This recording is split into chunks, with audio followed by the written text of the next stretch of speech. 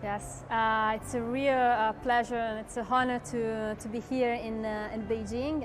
Thanks a lot again to the organizer for having invited me.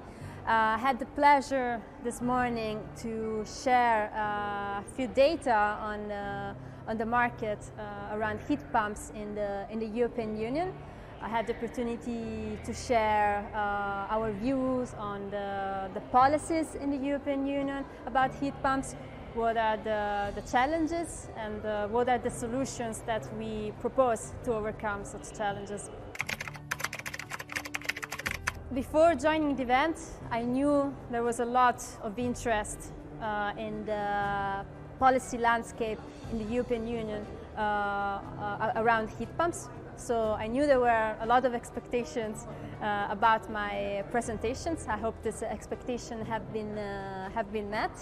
And of course, I'm also happy to answer any question that could arise from my presentation.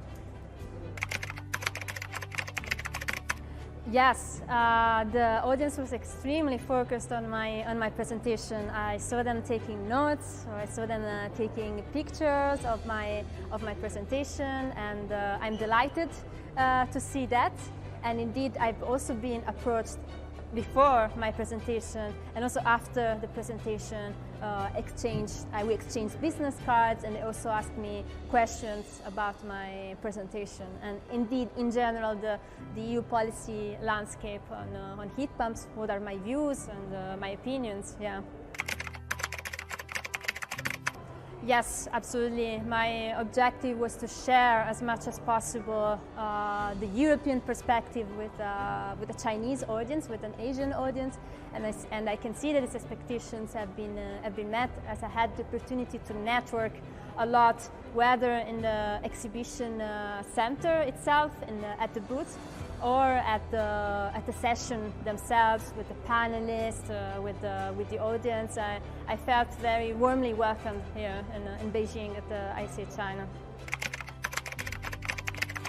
It's my first time at the ISA China, and the impressions were great. I think the booths are very well organized, even colorful, like very catchy for the eye. So I really had to stop at each booth and ask questions whether I had any. I was really captured by also the choice of songs sometimes, accompanying the booth and the displaying of certain products. So indeed very interesting, very catchy, even for someone like me who is a policy person rather than an engineer or a technician. Yeah, indeed, as I said, I'm a policy person, not an engineer person, but I'm still curious about the developments and the innovation, and I can see from this point of view that there is a lot of innovation, and there is an interest in looking at in new solutions from the technological point of view. So that was great. I also appreciated that there's also an Italian pavilion, a German pavilion, and a Canadian pavilion. I think that they gave really an added value on the displaying of new products and general overview.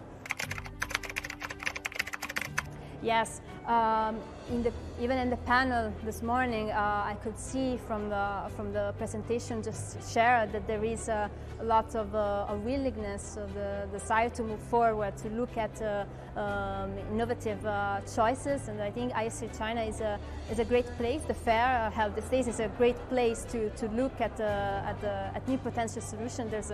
There's really a lot of curiosity. From the point of view of district heating specifically, which is a topic very, very dear to me, and it was great to see what difference from the European point of view. Yeah, it was indeed extremely interesting. Yes, it's absolutely important. I really appreciated yesterday to see the Finnish perspectives on the renewable energy versus China. So I could really see what are the numbers right there, what are the improvements that can be made from both sides. Actually, putting things into perspective, I think it's extremely great. The ISA China, of course, should be mostly focused on of course, a Chinese product, a Chinese association and so on. But it's also interesting to see, and I find it great that the organizers also manage to put things into perspective and offer comparison with other countries or regions of the world, such as Europe.